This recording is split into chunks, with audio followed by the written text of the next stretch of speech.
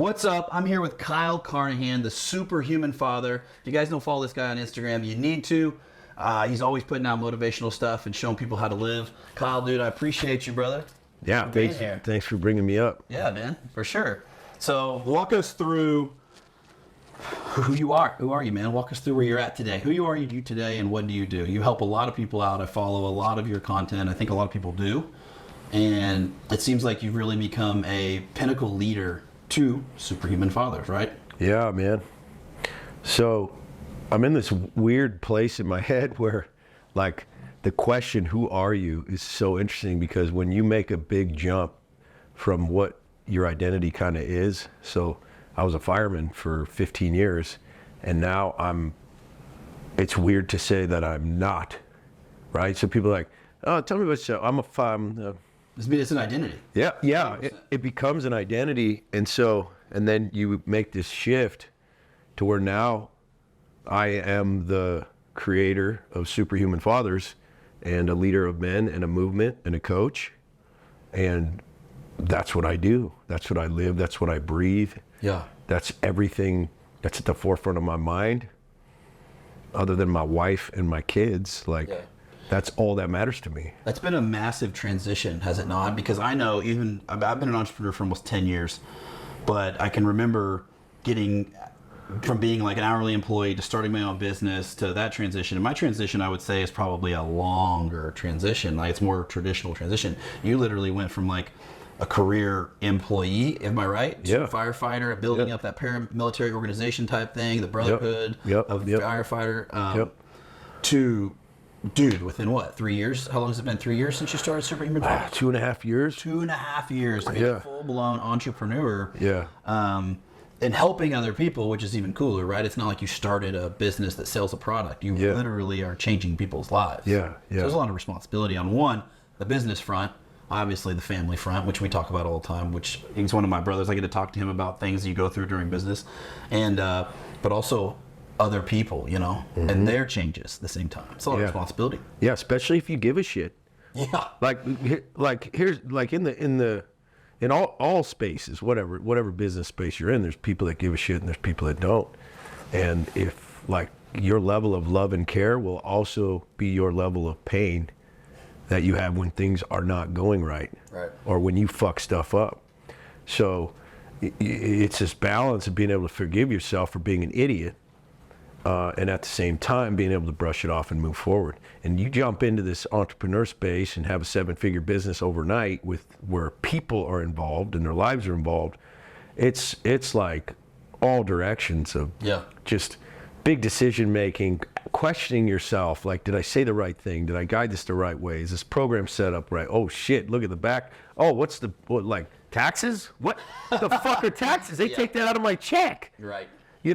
And then just managing the money, as simple as that is. It's not simple though. Bro, it is a fucking bear, dude. Like, cause then you're trying to spend time doing that while you're coaching, while you're prospecting, while you're building your funnels and shit. And then while you're doing social media, and on top of that, you got your wife and your family that you're having to pay attention to. And Whitney and I, when I first started this, my wife, Whitney, she has Warrior Mom Fitness. She's been doing this stuff for a long time, but she pushed me kind of into the next level. And we had a conversation. When I first started, I was in the firehouse. So like, I'm building this shit, working 3 to 4 days, 24-hour shifts out of a week. Right. And I'm at work, like texting, trying to get leads, going on sales calls, and then going on a fire, and then going back on the, hey, sorry, I had a fire, came back, go on it again. Hold on, gotta go, heart attack. So as crazy as that sounds, that was like the most epic life I could possibly imagine, bro. I bet. It was so epic because I would like have a dude on a call that's struggling in his life, his marriage, his family's fat, and we have a breakthrough. And then I get to go do some shit on the truck. And so a lot of me misses that chaos at that level. Yeah. So it was weird to actually get out of that. But is it because of the physical chaos? Because I mean, there's something enjoyable about also being like, I mean, I was in the military, and I love being around other guys and that kind of camaraderie. Yeah. And that when you're you work from home. You don't have an office, correct? You have a home office. Yeah. You work from home and everything's virtual and stuff. You kind of have a lot of alone time in your own head. There's times, you know, it's not about just us hanging out. I could be hanging out with guys all day coaching online, and I feel lonely as fuck sometimes. Well, what do you think makes you feel that way? I think that lonely place of leadership, man. Yeah. That's why I like coming to conferences, talking to other people that are doing it, and it's cool that my wife Whitney does it too. Yeah, we can talk about it and then bounce ideas off each other. But like the loneliness of an entrepreneur, it's real. Leading is real, bro. It's very real. Which is the guys that I help, which is funny enough because I get them. So they're like, man, I don't know. I have the money, I have the house, I have the cars, I got the family. Yep. But I want to put a revolver in my mouth, and I'm like, I get it. Yeah. Let me. How do you help those guys, man? They have to get systems. They have to. Yeah. Like that dude has to get up at the same time. He has to go to the gym at the same time. Personal systems, right? Yeah, dude. Has to start eating the same things at the same times and getting all that shit dialed in to where he starts feeling like proud of himself. Because you put the pressure of leadership and entrepreneurship on top of like shitty habits on the health side. That's why we start with body. Yep, 100%. That's why I say, hey, I'm Kyle from Superhuman Fathers. Yeah. You want to get ripped? And they're like, yeah, I want to get ripped. And I'm like, all right, come here. Cool. We set that shit up, and then we start working on the heart and the soul, man. The heart and the soul of the father. Because if I can get a guy to really love himself, and then I can teach him how to communicate and stop being a jackass at home. Like, we're so tough out in the marketplace, man. We can handle it. We can take criticism, you know. We're stoic. And then we get home, and then our wife says something that we just turned into a little crybaby bitch. Yeah, but. Just passing the buck, blaming everybody else, yelling at the kids. And I've been that guy, man. I was that guy for years in the firehouse. Firehouse, I was a badass, dude. You couldn't shake me. I'd be on the gnarliest shit, blood everywhere. And like, man, Kyle's so calm. And, but at home, I would just be a loose cannon fucking crybaby, dude. Yeah. But the world thinks that that's how a man works in the home. Control, anger, power, bullshit. Yep, 100%. It's like this. Your wife tells you, maybe nags at you a little bit about something. Like, oh, you're just going to sit and watch TV? That would start a fight. You know what I do for this family? For most guys, that would have 100% certified. Yeah, well, you're a bitch. Like, it's simple. It's like, hey, you need help with something? Right? And then if something's bothering your wife and she's naggy about it, ask her questions. You just go, oh, how long has it been bothering you? 10 years? Man, 10 years. Damn, bro. What's that like living with a guy who's been annoying you for 10 years? It's fucking hard. Wow, I can't imagine. That'd be very difficult. Yeah. So what is it that you see that I could do to make this easier for you? Yeah. Like, can you imagine if you actually listened to your wife and just like didn't get irritated? Didn't bring the tension and energy up, but you just shut the fuck up and calm down and created this calm space to let her talk, and you're not ruffled at all. So that's a fucking man. Right. That's a badass. The thing with that I had to do with myself is I had to take my ego and tie it to that. Because the ego ain't going to go away. Like, we can learn to control it. Yeah. But the pride and ego is still, it's always going to be there. Yeah. But that's what I want to ask you. I want to ask you, like, how you went from the firefighter that blows up at home, you know, you're badass in the streets, but, you know, how do you go from that to being a guy that you are today? This is kind of it, dude. This is like the key. It's like you tie your pride and your ego to keeping calm in the home and making sure everybody has the emotional food that they need. And that they're all seen and heard. So like you said, emotional food. Yeah, man. So like if my wife feels like she got her communication out and we got clarity and there wasn't a fight, like I made it through. And then my kids with all their craziness, they do some crazy shit, but I don't blow up. And we can get to a place where like dad was calm the whole time. Like then at the end of the day, I'm like, I fucking killed that. Yeah, and you had a conversation with them, and maybe that conversation probably got way further than just telling them to stop being a dumbass and yelling and ranting and raving. Dude, I was telling a guy downstairs at lunch, I caught my 11-year-old smoking weed in his room by himself. I'm like, what the fuck? Yeah. What's going on? Right. I'm driving home from this event. Whitney tells me on the phone, he already had some trouble. His grades aren't that good. Yeah. And I was thinking like, man, I'm going to fuck this kid up. So like I'm headed home, and then I walk in the door, and he's sitting with his head down at the table. And I was like, in my head, I'm like, light him up. And I just stopped. I was like, come here, man. I just held him. Just cried on my shoulder. A little 11-year-old boy.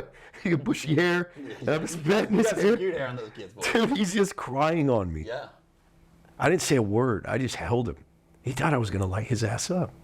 I just held him, bro. That meant so much more to him. There's no doubt about it. As being a son myself, and you being a son, obviously, it just means a lot when your father you can have that kind of control over you. Yeah, man. I mean, he lost his phone and he's grounded. Yeah, and, but that's nothing compared to the Brandon Raven that doesn't do shit for most of us. Bro, I mean, why did he do it? Is because he's in his own pain in his own life. Of course. Right? So it's like, it's no better than me. And so then we got to talk about it, about life, about like, what do you want? What do you believe? And what's important? Yeah, you get to open up. And then we started talking about God and like, how do you think God feels about you? And he's like, he's probably mad at me. And then I was able to help him to see that God's incapable of being mad at him. That's awesome, dude. And then I realized, as he's just bawling, feeling what forgiveness feels like, I had this epiphany that I was like, I just showed my son how much God loves him through my action, the way I responded to what he did, which I did not always do in the past. And I think a father, when he shows up angry and controlling all the time, your children start to look at God as though that are his attributes, and they get confused. Yeah. Yeah, something I've struggled with and I've seen is, sometimes I needed that abrupt shake of like, hey, what the fuck are you doing? For sure. Right? Like the drill instructor style snap out of it. Yep. And I needed that, and I think it's good. And so I even do that to my daughters every once in a while, raise my voice and snap it, because sometimes the only thing that'll shake somebody out of maybe a fit or an uncontrollable situation. Yep. And to get their attention, right? Now, oh damn, Dad's mad. And that's how I was raised. And going through the Marine Corps, that's very common, right? Like anything like that. And so. But there's times when I realize that I'm not getting anywhere, or I'm acclimating him to that kind of normality, and I do worry about that kind of acclimation. Yeah, I think this is good, dude. Like that, you brought that up too, because what I'm finding is like when I am emotionally charged and I come at them, that it's not an effective tool. But if I can calm myself and make the decision, I gotta light this kid up right now, right? Yes, and so with different. control as a tool. Easier said than done. I'm not the master of it just yet. That's a continual work in progress. But that's the concept. The concept is like, all right, we gotta bring some heat, just like they would in the Marines in drill school or boot camp or whatever, right? Like these guys are all night like good dudes, and but they're playing a game. 100%. It's a show. Really like, so if you can be in this place where like even with him smoking weed, where I'm like, he's a kid, he smoked weed. Kids smoke weed. I know shit. I did all kinds of stupid shit when I was a kid, and I'm turning out pretty good over time. And you're just like, it's a learning experience. It also opens up an opportunity to connect. And I'm like, damn, that could have gone so bad in a way that would force us apart. 100% would have forced you apart. But then no doubt. in that place, with the way that I reacted, it actually connected us closer than we've ever been. Yeah, absolutely. So let's talk more about like you're going, and let's talk about where you come from, like originally. Are you born in San Diego? Yeah. You live there now? Oceanside. Grew up in Oceanside. Okay. Yeah. Awesome. Back before they cleaned it up. Yeah. So tell me more about your growing up. Were you a traditional house? Yeah, like track home. Yeah. Good family. Yeah. Mormon family. Awesome. Like Are you still Mormon now? Do you carry on the religion? No. Okay. I mean, so like, so that shit gets in your blood. So, but there's a lot of. That's why I have an army of children. Dude, it's just culture, man. A lot of it is so good, like such good it really qualities, is. man. Absolutely. And I learned to connect with spiritual things when I was young. Just intuition and like, kind of learning like, how to differentiate God's voice from my own, and things that I didn't realize I was doing back when I was younger. Yeah, but you get to tap into it when you're like looking at it from an older perspective. Yeah, like see things in the past where I could see like the hand working, Yeah. And grew up Mormon, and then your parents, I'm sorry, still married? still married. Good. That's awesome. Good parents, man. Family as well. Yeah, surfed with my dad all the time. Grew up as a skateboarder, punk rock band. That's cool, man. Yeah, it was. Punk rock Mormon. Yeah, I'll be darned. Well, it was crazy. Like all my buddies were all smoking weed and dropping acid and shit. And I was always the guy to just look out for everybody. Awesome. I never touched that shit. Yeah. Yeah. And so you sounds like you were a pretty good kid growing up, no? I was a good Through kid. High school and everything? Yeah, I was going on a mission, man. I was going on a Mormon mission. I had a plan. So did you go throughout that? Tell me more about how that leads out. Yeah, I went on a mission actually to San Antonio, Texas. Cool.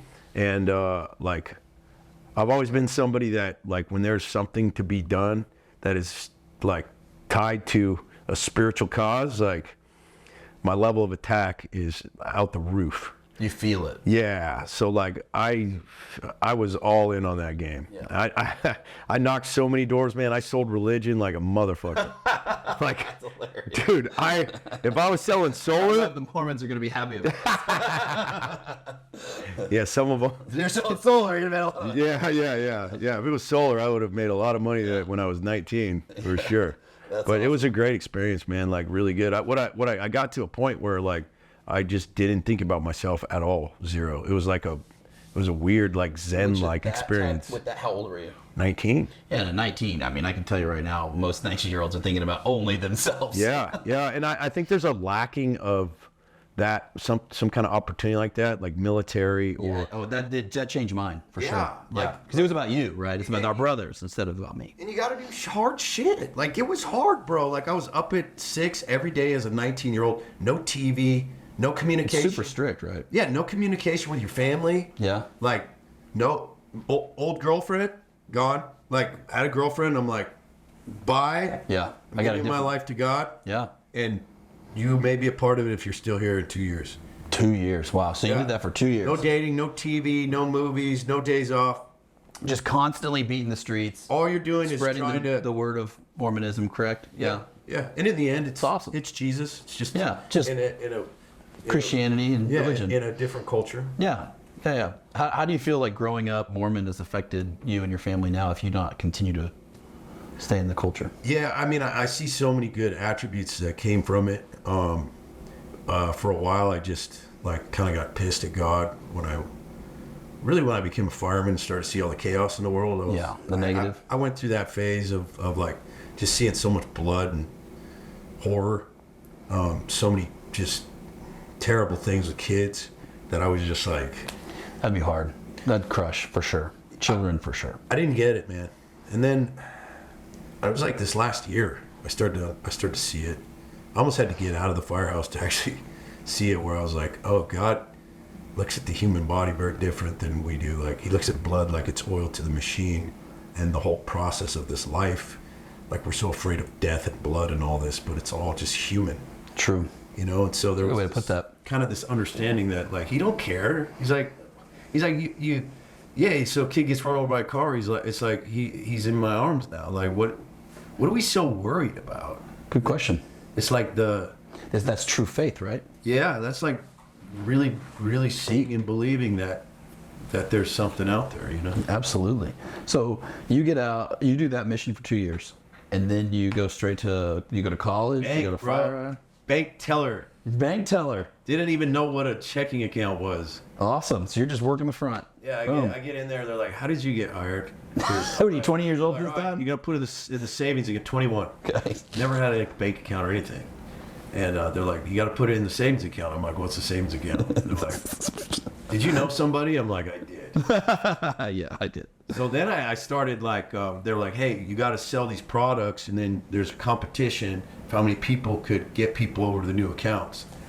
I fucking crushed it. Like, first month, they're like, "Who's this idiot? He's so dumb. Awesome. Yeah. He's so good at sales." And then he, like, within a couple months, they put me in the new account seat, cross sell, out like top of the region, like just Wow. like and where did this come from?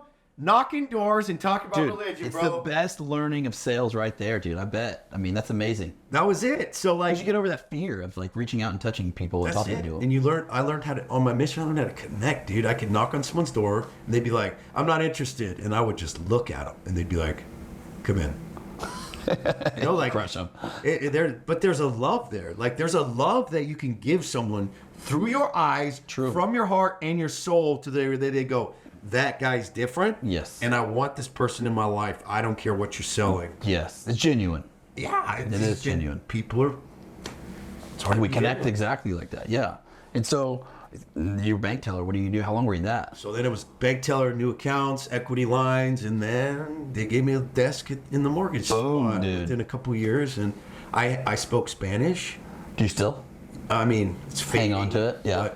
But it was before 2008 when Yeah. like the bank's like, we have all this money. Can you just give it away, please? I don't even care who it is, whether they have a job, a social security number. Just give these Doesn't matter. loans out. Just Mortgages, buckets of baby. money. Give it to people. 2007, 2008. So I'm just sitting there in the office, like people walking in, and I'm like, and I'm 26 years old, and I'm like feeling pretty badass because Yeah, for sure. I'm like a business guy. Yeah, look at me. I have Yeah, yeah. no idea how to prospect, how to get leads, how to market. Yeah, you know how to do yourself, though. I just You're knew a how to sales guy. sit in the chair and then have people walk in. Yeah. So what happens when a market drops when you have zero skills in business? Well, that dried up real quick. Yeah. So we lost all our houses, all our cars, everything. About what time did you meet your wife? We got married when I was 21. Okay, so right when you became, we were a bank teller, boom. Then you met Whitney, or you got Yeah, married. I met and- her like a month after I got home, Mormon style. where it's Gotcha. Like, scan the room. Who am I going to marry? So you guys met through? Like, I need to bang someone. I'm all pinned up, bro. It's been 21 years dreaming about this. That's great, bro. That is funny. So Whitney and I both had this funny conversation of like, we're at like the Mormon like college building. Yeah.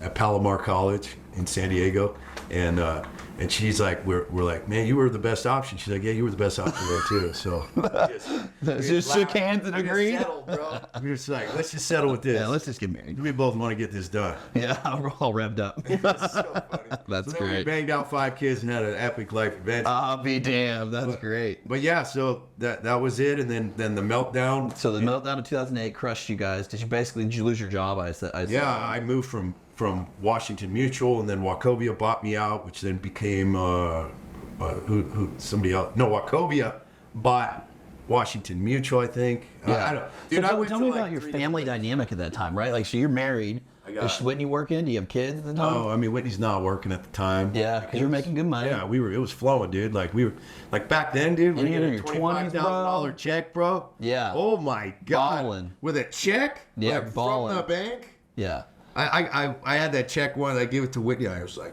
that's real. This is crazy. I'm the man. Yeah, exactly. And then I always thought once you made it once, then you're good. Oh, yeah, you just keep the making it all universe- day. The universe was like, you made it. Yeah, it's done. We're going to continue to write these until you die. Yeah, and then so the crash came. I was cocky. I was like, I got this, bro. Yeah. I was like, Dad, get your broker's license. We're gonna go to this other bank. They have a 100% financing program. We're gonna find the people. We'll send them to Dad for real estate, and then we'll do the loan. Cool. We're gonna turn this into a master plan. Yeah. Knock doors. We knocked doors. We had our own campaign. Why are you still renting? Because things had changed. Right? Solid. We got hundreds of people that wanted houses. Dad's out there helping them find houses and shit. Bro, I cannot get them financed. I can't get anyone financed. Because the lender, the feds, had shut everything They down. just shut everything down. I could not get anyone money. Yeah. And so we just dried up, dude. Lost Golly. everything. Our dream house. Watched that go by. Did you have to file bankruptcy? We eventually did. Yeah. But we held off for a little bit, which I shouldn't have. But no, I had nobody to teach me what to do. No, there's why no would I blessing know? out there. Bro, I had a 401k I cashed out with I think there's like $400,000 in that 401k. I cashed it out to pay off credit cards. Oh, man. Anybody knew what the fuck they were doing. Be like, stop Just let the credit cards burn. bankruptcy. But so you got, dude. I learned to like reach out when shit's going south. Like find somebody who knows what they're doing, ask questions. Back then, I just tried to do it myself. Yeah. That's lessons learned, For sure. And it was good. It was good to go through that because then I find myself like 6 months later on an ambulance making $8 an hour with this 19-year-old yelling at me how I'm gonna get fired because I suck at driving and I can't. I can't read the map. So did you go back to college, or did you go through? How's the program that you went through to become an I went to EMT? EMT school, and then I got a job on an ambulance. Like, as just a complete peon going starting at the from beginning. crushing life to just being like totally And emasculated. you're almost 30 something at this I point? was 28. At 28, okay. And a lot of times those people are starting out are probably like 19, 20. Right? Yeah. A bunch of kids, man. Yeah. So I did that. I went to paramedic school while volunteering, while going on ride-alongs, and while working my EMT job. So I was never home for like 2 years. And Yeah. It was a fucking gnarly grind. Damn. And then always on the verge of failing everything, like, because that's how a lot of times in the fire game, like similar to military, they just put pressure on you, and So even much. if you're doing good, Still not you don't know it. You always just think you're on the verge of failing. 100%. Yep. They're really good at that game in the fire game. And then one day on Whitney's birthday, it was kind of 3 years into it. I was like, I can't do this. We got kids. I was testing. I couldn't get a job, and got a call from Thornton, Colorado, that I got my first full-time fire job on her birthday, and I think that was like 2000. That was an amazing feeling. Dude, it was amazing. I think it was 2012. Yeah. I think, yeah. So we were super excited. Is this a big fire department or a small No, I fire was like department? 5 stations. Okay. And I had got my paramedics, so Do you remember what you were making at that point? I think it was like 44,000 Annually? starting. Yeah. Yeah. Yeah. And then I think I even topped out at like 88 there. Yeah. Now you're still building up, supporting the family again. You know, you probably got a rental and things like that. And then Whitney started her business, Warrior Mom Fitness, started it then? back then. Wow. Awesome. And but that was about 3 years in, so 2015 maybe. Started real slow, started training people out of our garage, and then I got my raises. So then we found ourselves stabilized, Yeah. and like able to like take a little vacation. Feeling it a little We bit. were Yeah. like, we made it. Yeah. And then what happens when a high, hard charging, driving motherfucker makes it? Man, we got to pull the rug out from under this. 100%. It's too comfortable. Cause a problem. So I'm what off happened? to Orange County Fire Authority to start over and go through another fire academy at the bottom and probation again. Oh my gosh. And that was What were the opportunities is what you're looking for, it was a right? bigger You're like, the department. opportunities are there. There was so much education, a bigger department, back to San Diego or, to Southern California. Yeah. And we just felt drawn to come back to Southern California, back to the ocean. We wanted to raise our kids by the beach. I grew up surfing. You They guys all surf all wanted the to time come. now, yeah. And so went through that gauntlet, and there's no way I'd be doing what I doing now if I didn't go through that. That was like another man test I needed to go through to be like, how committed are you to the whisperings of your soul? Because I was pulled. That's a good there. one. Yeah. Like, I was pulled to make a move that I was terrified to make. How many times do you think people are pulled to something that they ignore it? I've been there. I asked that question genuinely. Most of the time, people just Like, go, no, that It's can't. not for me. Or maybe that's not going to happen. Yeah, that would be too hard. It's not worth it because Yeah. they're looking for comfort. So like, That's true. Instead of looking for their purpose, they're just looking to be comfortable. I have this conversation with guys all the time. Yeah, well, that would be really hard, and then I'd have to do this, and I have to do that, and I'm like, I'm waiting for the reason that you shouldn't do it, because right now you gave me 2 reasons. It'll be inconvenient, and you're scared. And if you make decisions in your life based on inconvenience and fear, you're stuck forever. You're not Stuck gonna go forever? anywhere. What is that? Fucking hell. Guaranteed. Yeah. Guaranteed. Yep. Yeah. So you stay on that fire department for the remaining time and for- start training? For about 5 years. About 3 years in, I started to kind of get my respect there. And guys see how I stay physically fit. They see how I treat my wife, just how my family is. Yeah. And they start to, ask questions. And a lot of that was the physical side, where they're like, dude, what is there something, what do I eat? What do I do? I'm like, dude, I'll sketch out programs. So I started sketching out programs for guys. At some point, I had like 40 guys. Is this before you were on social media in general? Yeah. So there's another piece to this. I started writing music. Okay. And playing live and stuff. So I had a social media presence under Kyle Carnohan Music. Yeah. So I was kind of chasing the music dream, and didn't really care where I was going. I just wanted to show up for myself again because I was terrified to get up and play in front of people. I just knew I needed to do that. And so you just did it. I did. Yeah. You enjoy that? You still play now, I think, right? Yeah. I do enjoy it. I think it prepared me to speak, and speak with emotion, because music is so emotional, and it was Right. it was a bridge to where I could hide behind my guitar a little bit, share my art. I didn't think about that. That's a good way to put it. Yeah. But it's kind of like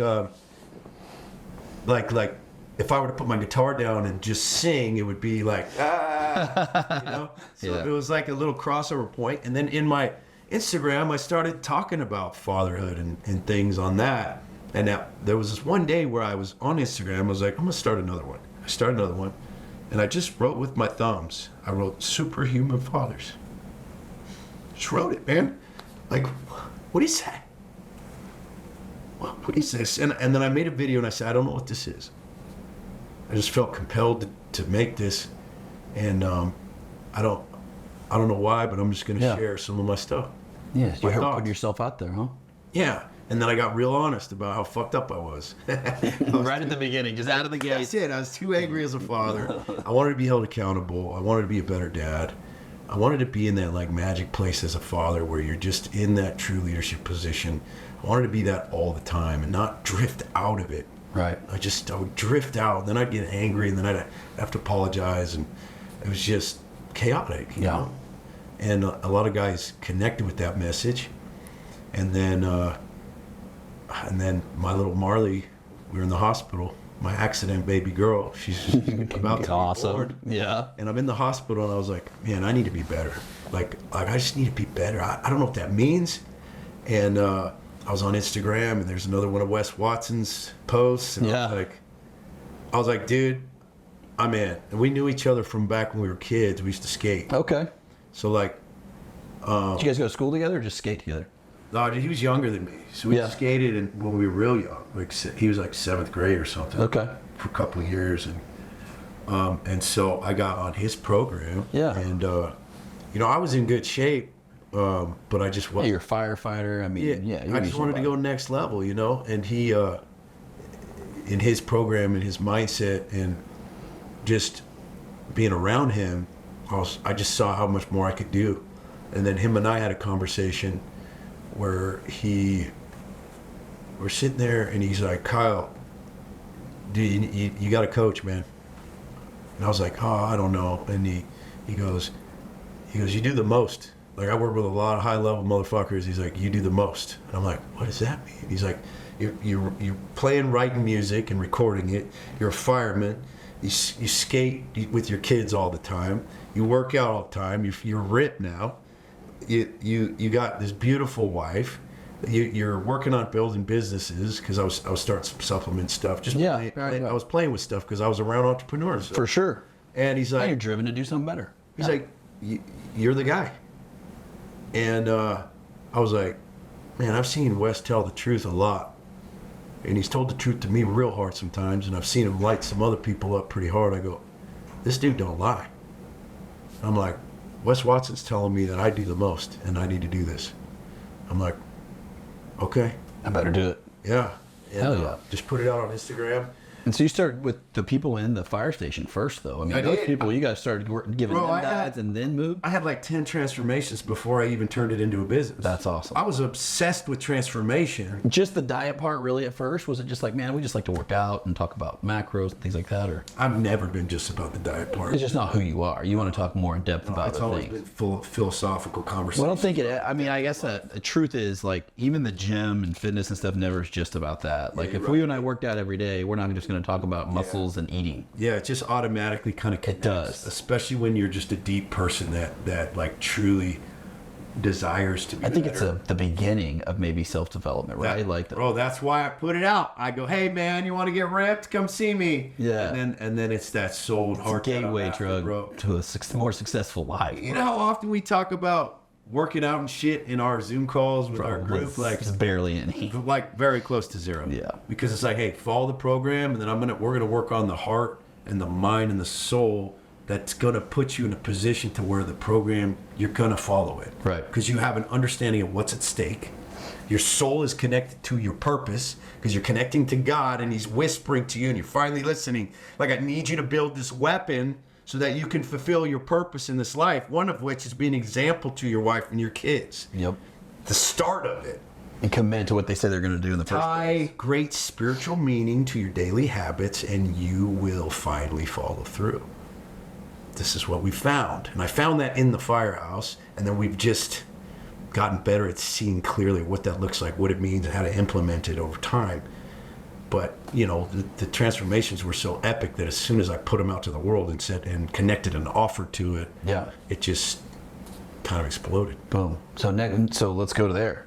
Where are we at now? You guys have how many people on? Well, so on the books we got like 700. Right. But going through it, like guys who are actually showing up, doing the things, we've got a couple different groups in in the Brotherhood. We've got about 300 that are active. Okay. And then we've got another 100 in what we call the Awakening, which is a 3-month program into a 3-day event. Awesome. Which then will lead to an opportunity to be in my high-end group called the Council of the Warrior Monk, which has its own story behind it. Awesome. But and so you go from just coaching people online then to really bringing and building an audience. And I remember seeing your testimonial, or not your testimonial, but you speaking about quitting the fire department. Yeah. Was that a big part of your life? I mean, like you said at the beginning of this video, we were talking, and you said that was part of your identity. Yeah. How did you transition with that, and how have you handled it now, 2.5 years into entrepreneurship? I barely thought about it because I've been so busy. Just swamped. It's the best thing you can be, right? I mean, just you're constantly trying to grow and develop yourself and the company. Every once in a while, I'll hear a phone ring in a supermarket or something that's like similar to the tones Fire at call? the firehouse, and I'll be like, Still systematic. or I will hear sirens, and there's a part of me that misses it, and then another part of me that is so relieved that I'm not on that thing. Yeah, I could see that, definitely. Because there's so much like built up tension, stress, pain, fear, and darkness attached to the sound of a siren that There's something going on when that's going on, right? it's just, and it just brings up these feelings that are, a lot of them are not good. A lot of them. I still wake up, like if I take a nap, I will wake up like I missed a call, Super fast. Yeah, ready to go. God, yeah. Yeah, I struggled with that a lot after I got out of the military. I imagine it's similar. It just felt like I needed to be I felt like I needed to be 100%. You gotta be ready. Yeah, you ready. just gotta be ready. Wired. Yeah. Because even when nothing's happening, like something could happen. Oh yeah. And you train yourself to be hyper aware all the time. That even when you're sleeping, that you're just not really asleep. Your brain's still alive and kind of up, ready. Correct. 100%. Yeah. That's exactly how it is. So transitioning into not having to be that way was kind of weird, and it's still kind of. How is molding and handling a company? Let's not talk a little bit about the people and everybody involved, but just the company itself, molding and handling a company that's scaled so quickly. How is that balanced with everything else you're doing? Generally, it's fast, right? I mean, you're moving quick. So fast. I just have so many blind spots, dude. Yeah. I mean, Andy just said the words downstairs in his speech, but I have so many things that I know I don't know that I'm starting to learn. Like there's all these light spots now that are starting to widen, but at the beginning, I don't even speak the language, so it's like the business lingo, is that what you're saying? Yeah, or I don't have like when I'm on as a paramedic, you go on so many calls, you kind of see the same call over and over again. Yeah, what to do. I hear it, I know where we're going. I'm I pretty much know what we're walking into. Every once in a while, you're like, oh shit, this is right. But you can already think about what you're going to give them, what you're going to do, how you're going to lay them out. You almost don't even have to wake up. Right. You just go through the motions, and so that's. And for the first 5 years as a paramedic, my stomach was in a knot. I was nervous as fuck every time the tones went off, and it took me 5 years to get to the point where I had enough slides in my mind. Yeah, you're a salty veteran at that point. So, 2.5 years into this, and that's where I'm at. I'm in a spot where I'm I don't know. There's all kinds of stress and pressure of what am I not seeing here? Right. So, and that shit almost keeps you up more than the fire shit. Business, yeah, for sure. It's not any easier. It's not any easier. It's a different kind of hard, right? In a way, it might actually be way more stressful. Because it's all you. And it's 24/7. Oh, 100%. So when you're off shift or whatever, I don't have to worry about it anymore. No, you're off. Yeah, when you are off a job, you're off. What advice would you give somebody that's maybe watching this video that says, hey, I want to get out of my W-2 job, or I want to get out of my commission job, and I really want to kind of go all in, and especially something that's super popular right now, which is what you're involved in, what I'm involved in, but the online space, because everybody's kind of attracted to that, and it's given amazing benefits to people that can create massive followings and culture, and benefits like you received a benefit by getting on coaching programs. You've met people. Hell, I met you through social media. Like legitimately, it's a power tool if you use it correctly. So what kind of advice would you give somebody that maybe is watching this like, dude, I don't know anything about entrepreneurship either, but I've run this career and I've done this thing and I'm just scared to take that leap. Like, what kind of advice would you give them? I would say keep your day job and start delving into like source a product, or get into something that you sell, or start your coaching program and get good at the basics. One, sales. Like, can I close people to my idea? Right. Like, you have. Do I believe enough in my own idea to sell my idea? Yeah, like, don't jump in and be like, I'm going all in, and you have no income and no offer. Correct. And no skills. Like, not a good idea. Not a good time to burn the boats. We were already doing $40,000 a month when I left my fire job. Yeah. You know? Like, you have a family to support. Exactly. Yeah, like make the sacrifice to do both, and it's a sacrifice. Like, you're gonna do your 8 to 10 hour job, then you're gonna come home and you're gonna kiss your kids and your wife, and you're gonna be like, gotta go to my second job, and you're gonna put in another 8 to 10 hours. I was working 20-hour days. I was sleeping almost like that whole first year. I barely slept for like a year. I remember you saying that when I came out to your house. You're like, I basically told Whitney, I said, hey, I'm gonna buckle down for a year minimum, and I'm just gonna be gone. Like, it is what it is. Yep, that's it. You know, now I have help. So like, I have a team, which creates more stress because now, More mouth to you know, feed. it's hard. It's harder to make profit when you have a bigger team, and so you got to make sure that you're cracking that nut. But it is different, you know. Like, my brother has taken over sales now. Yeah, which is cool to get to work with family like that, man. It's awesome. It's great, especially him. Like, that Yeah, guy seems like a badass. He is so amazing. That's awesome. You know, people say don't work with your family. It just depends who your family. 100% depends on who your family It is. depends who your brother is. Because if your brother is my brother, then you were very lucky to have that guy. I bet. And so, like, all the sales the last couple months have all been him. Wow. Like, one-on-one stuff that I had to talk to. But other than that, like, Good for him. Good for you. I'm running my company. Yeah. Now, revenue took a hit. Yeah. I knew that I needed to have sack up and, like, Grow it as a business. do that. Yeah. And then work my ass off on the product side, the fulfillment, getting really clear on our message, and like breaking down the concepts and making sure I'm showing up on fire for all of our meetings, and then do the bigger negotiations and things, you know. Right. So that leads into what's next, man.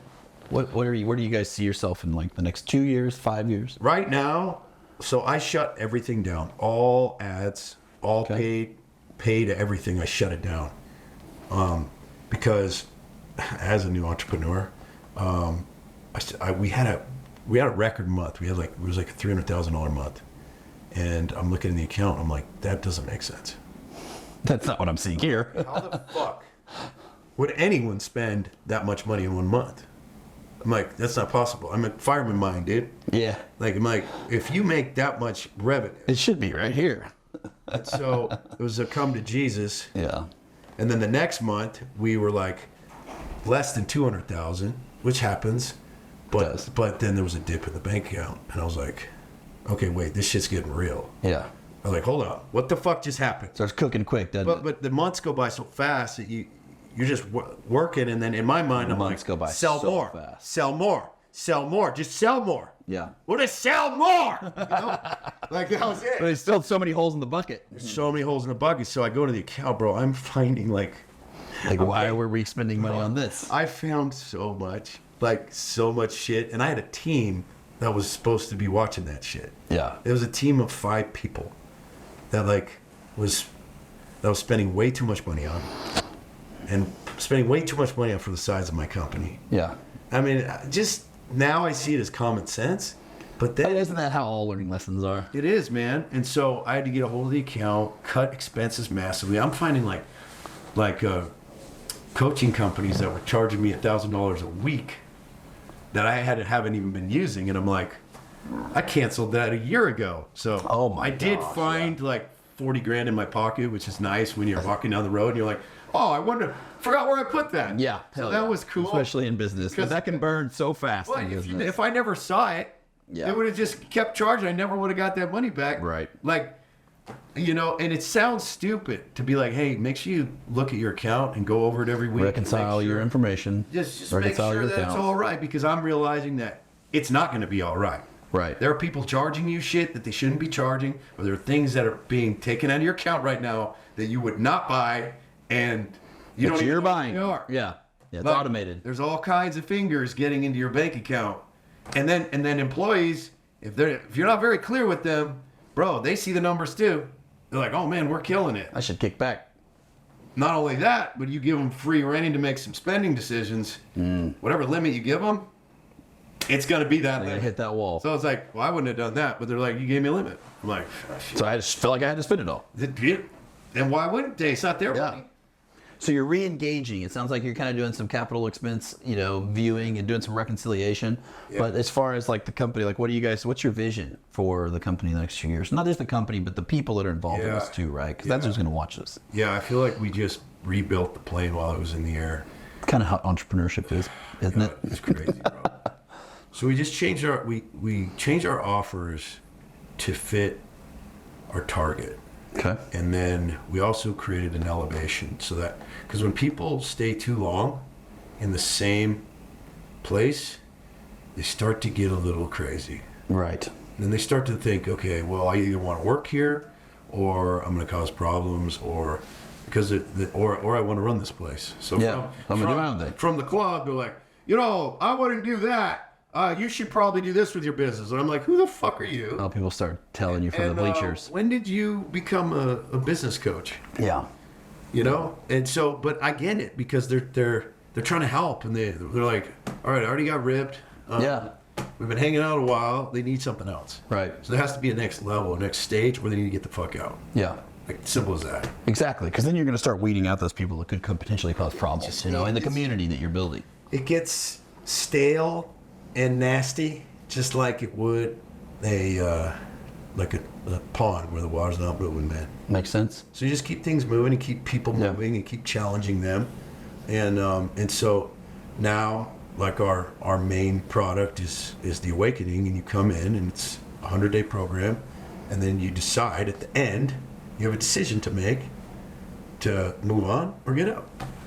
Yeah. And what's the objective with this program? This is where they start getting into better shape. This is where they start working out. The Awakening is body and soul. Okay. Those are the two bookends. Like, if we focus on the body, Yeah, we're gonna get ourselves physically in shape. focus on our connection to God. Yep. All about daily habits. Yep. This is all daily habits. Stuff you have to do.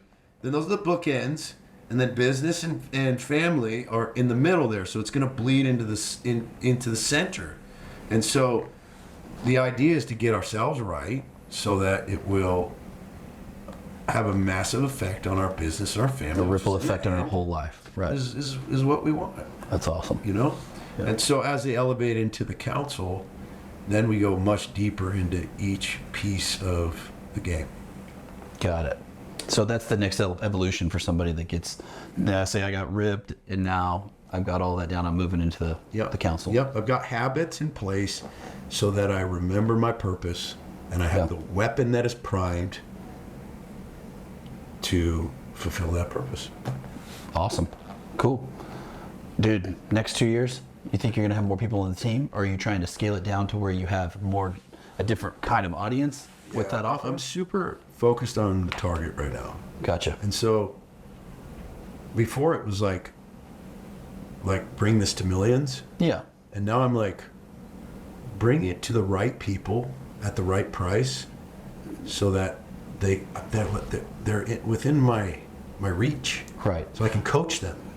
Yeah. And my team can coach them like real coaches. Well, consistency in the deliverables, the consistency in the company has to make money in order to operate. So consistency in that. Yeah. And then that right there, I mean, once you get that, I think for sure you can continue to scale. You just have the right systems, which is what you're implementing. Basically what I did is raise prices, improve the process, and like you said, you can touch them. You can actually get them better now. and that's what people want, bro. Absolutely. It's like you have some course or whatever, like it's cool, but is it going to create transformation? Exactly. No, for some people maybe, but I'm not looking for a 1% success rate. No. So No, and so what do you feel would create transformation? Getting to talk to these people and engage with them, right? that's it. Yes. I have to, and my closest coaches have to be able to put hands on these people. Yes. Like, it's the only way it works. So if you're selling a coaching program at a low price and it keeps filling up, you get more distant.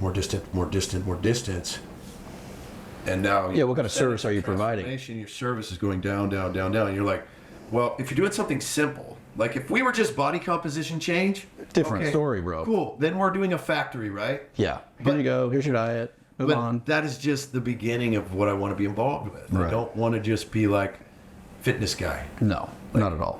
That's just the tool, right? a piece of the puzzle. Yeah, it's just one piece of the puzzle. You know? Yeah, for sure, man.